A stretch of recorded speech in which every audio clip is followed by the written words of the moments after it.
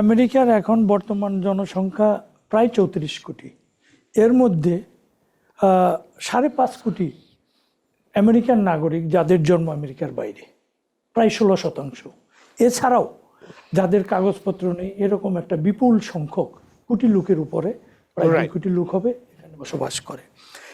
একটা জিনিস আপনাকে আগে যেতে হবে, আমেরিকার উত্থান রাজনৈতিকভাবে, শাসনতান্ত্রিকভাবে, আইনের শাসন, গণতন্ত্র কিভাবে এসছে। আমি দু একটা উদাহরণ দিতে চাই। আমাদের দেশ স্বাধীনতা লাভ করলো 16 ডিসেম্বর বিজয় দিবসের মধ্যে দিয়ে।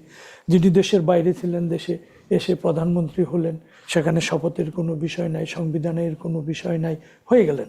হ্যাঁ, অটো প্রসেস। আমেরিকায় দেখেন যুদ্ধের মধ্য দিয়ে 8 বছর 4 মাস 2 সপ্তাহ, একদিন আমি বললাম যুদ্ধের মধ্য দিয়ে যিনি সেনাপতি ছিলেন জর্জ ওয়াশিংটন, তিনি তখন ক্ষমতা গ্রহণ করতে পারতেন, প্রেসিডেন্ট হতে পারতেন, হন নাই। কনফেডারেশন কিংবা নিজেকে রাজাও ঘোষণা করতে। কনফেডারেশনের মধ্যে দিয়ে তারা ওয়েট করছে 6 বছর, সংবিধান হয়েছে। সংবিধান বিরাট 200 পাতা না, বিশ্বের সবচেয়ে বড় সংবিধান ভারতের 252 পাতার, বাংলাদেশেরটাও 240 পাতার মতো, আর তাদেরকে নকল করেছে।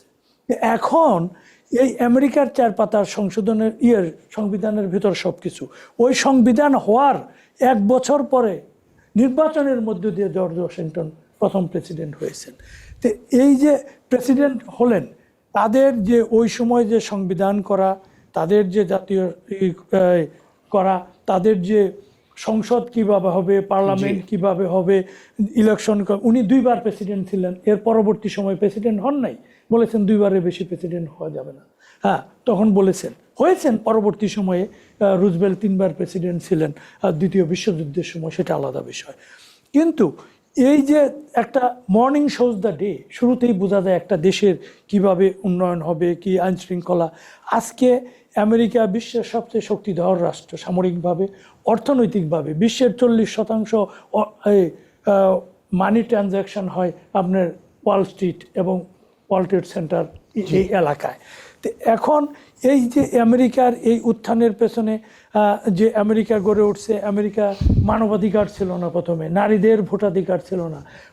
1791 সালে প্রথম সংবিধানে, ওই সংবিধানে সংশোধনী আনা হয়, এবং তো 27টি সংশোধনী আনা হয়েছে 250 বছরে।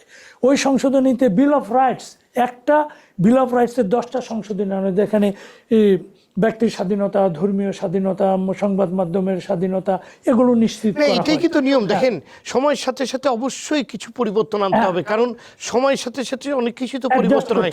মৌলিক এবং আসল জায়গাগুলো ঠিক রেখে সময়ের সাথে অ্যাডজাস্ট করতে হবে। আমি দু একটা বিষয় বলতে দেখেন, এই যে পরিবর্তনগুলো, নির্বাচন কিভাবে হবে, তারপরে হাউস, আপার হাউস, লোয়ার হাউস, সিনেট, এই যে ওই সময় নির্ধারণ করতে মাত্র 25 লক্ষ লোক নিয়ে 13টা রাজ্য নিয়ে আমেরিকার ওই যাত্রা শুরু হয়। এখন আমেরিকার লোক সংখ্যা কত হয়ে গেছে? 25। আমেরিকা বৃদ্ধি পেয়েছে জেফারসনের সময়, 1803 সালে তিনি তখন প্রেসিডেন্ট, তখন লুইজিয়ানা কিনে নিয়েছে ফ্রান্স। এইভাবে আস্তে আস্তে আস্তে আস্তে ওয়েস্টের দিকে গেছে। এরপরে আপনার মেক্সিকোর যে জায়গাগুলো নিয়েছে, আমেরিকা এখন বিরাট শক্তি। দেখেন, বাংলাদেশে এখনো বিতর্ক, কে স্বাধীনতার ঘোষক, জাতির পিতা, একজন, এক নেতা, এক দেশ। আমেরিকায় দেখেন 7জন ফাউন্ডিং ফাদার, জর্জ ওয়াশিংটন, তারপরে দেখবেন আপনার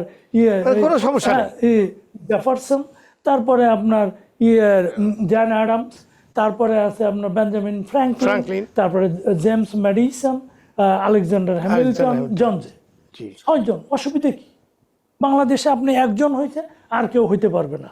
সবকিছু এই যে আপনার সীমাবদ্ধতা, এই যে আপনার কুপমণ্ডকতা, এগুলো আমেরিকায় আপনার 3টা জিনিস আপনার রাষ্ট্র ব্যবস্থা পরিচালনা করে। একটা হলো প্রশাসন, আইন এবং বিচার বিভাগ। প্রশাসন প্রেসিডেন্ট এবং তার এবং সেগুলো নিয়ে কোনো বিতর্ক নেই। এখানে একটা যে মজার বিষয় আছে, এই 3টার ভেতর যে ভারসাম্য, এই ভারসাম্যের কারণে একটা আরেকটাকে করতে পারে না, সুপারসিড করতে পারে না। এটাকে বলে যে 3টা জিনিস দিয়ে এই ভারসাম্য রক্ষা করে। একটা হলো পাথর, একটা হলো সিজার, একটা হলো পেপার। প্রেসিডেন্ট একটা অর্ডার করলো, কাগজে লিখে দিল, সেটা আপনার আইন বিভাগে হাউজে গেল, তারা কেটে ফেললো, কংগ্রেসে কাগজটা কেটে ফেললো। আবার এটা সুপ্রিম কোর্টে যখন যাবে বিচার বিভাগে, তখন বিচার বিভাগ মনে করলে এটাকে পাথর দিয়ে এই কেসিটাকে ভেঙে দিতে পারে, সিজারটাকে।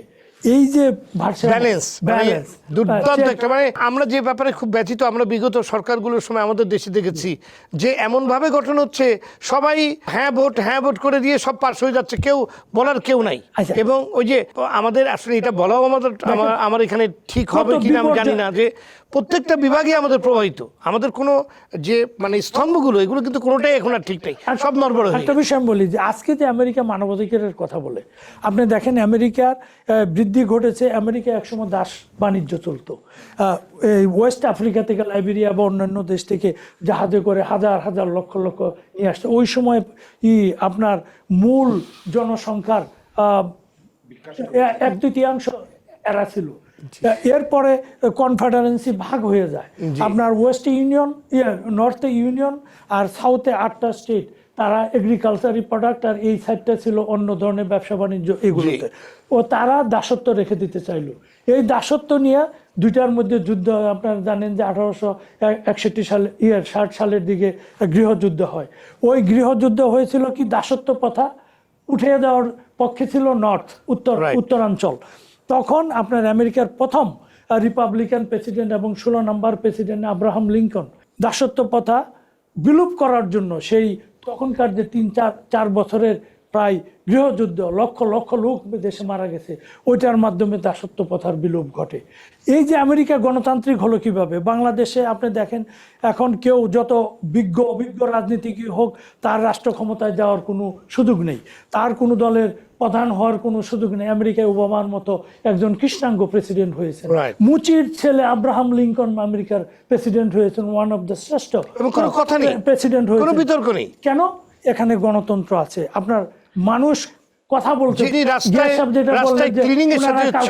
ঘুষ দিতে হয় না ব্যবসায়।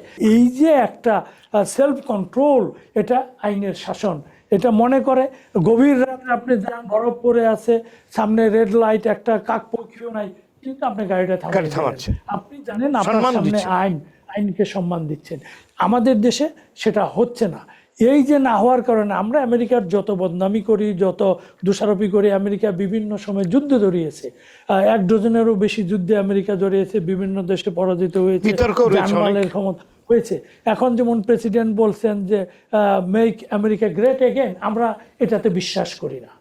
এটা তার রাজনৈতিক বক্তব্য। আমরা মনে করি আমেরিকাকে আরো মহান হতে হবে, আমেরিকাকে আরো সহনশীল হতে হবে, আমেরিকাকে আরো বেটার হইতে হবে মানবিক মূল্যবোধের দিকে। আপনি খুব ভালো কথা বলেছেন। মানে এই জিনিসগুলো কিন্তু এখন সবাই মনে রিয়েলাইজ করছে